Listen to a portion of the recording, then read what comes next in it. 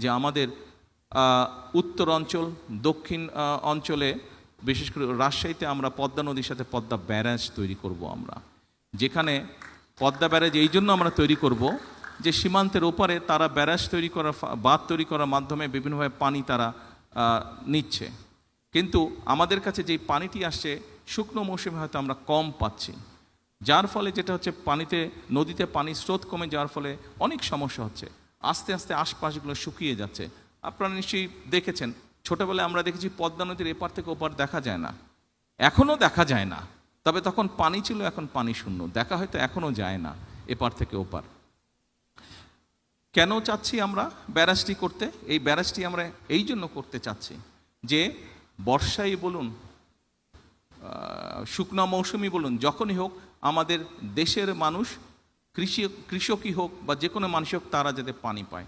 আরেকটি ডেঞ্জারাস ব্যাপার হচ্ছে এই ফারাক্কা বাঁধ হওয়ার কারণে যেটি হচ্ছে, ধীরে ধীরে যেহেতু পানির পরিমাণ কম, সেজন্য ধীরে ধীরে যেটি হচ্ছে সমুদ্রের পানি দক্ষিণ অঞ্চলে ঢুকছে, ফলে সুন্দরবন সহ ওই সকল অঞ্চলে যেই সমস্যাগুলো আছে, নোনতার কারণে নোনতা পানি বেশি পরিমাণে ভিতরে চলে আসার কারণে বিভিন্ন গাছপালা নষ্ট হচ্ছে, যে বিভিন্ন পশু বিলুপ্ত হয়ে যাচ্ছে।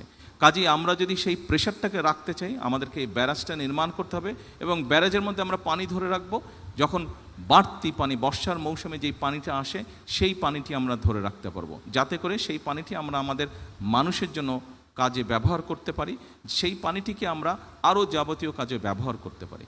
এবং শুধু এটাই নয়, এটার সাথে আরেকটি সমস্যা আছে। আমাদের ব্রহ্মপুত্রে যে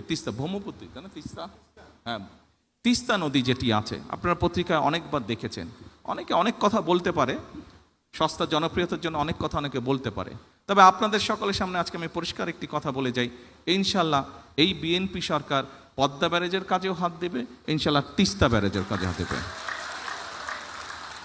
যারা বিভিন্ন বড় বড় কথা বলছে তাদের দেশে পরিষ্কারভাবে বলতে চাই, এই যে আজকে এখানে দুর্যোগ মন্ত্রী বসে আছেন, এই লোকটার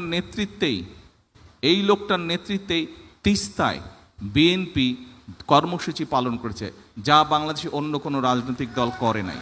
তারা হয়তো বড় বড় কথা বলেছে, গরম গরম কথা বলেছে, কিন্তু কাজ যদি কেউ করে থাকে, ডেলিভারি যদি কেউ করে থাকে, পরিস্থিতি যদি কেউ তৈরি করে থাকে, সেটা বিএনপি করেছে। ইনশাল্লাহ বিএনপি সেটা করবে। এখন উপস্থিতিবৃন্দ, যে আমাদের উত্তর অঞ্চল, দক্ষিণ অঞ্চলে, বিশেষ করে রাজশাহীতে আমরা পদ্মা নদীর সাথে পদ্মা ব্যারাজ তৈরি করব আমরা, যেখানে পদ্মা ব্যারাজ এই জন্য আমরা তৈরি করব যে সীমান্তের ওপারে তারা ব্যারাজ তৈরি করার, বাঁধ তৈরি করার মাধ্যমে বিভিন্নভাবে পানি তারা নিচ্ছে, কিন্তু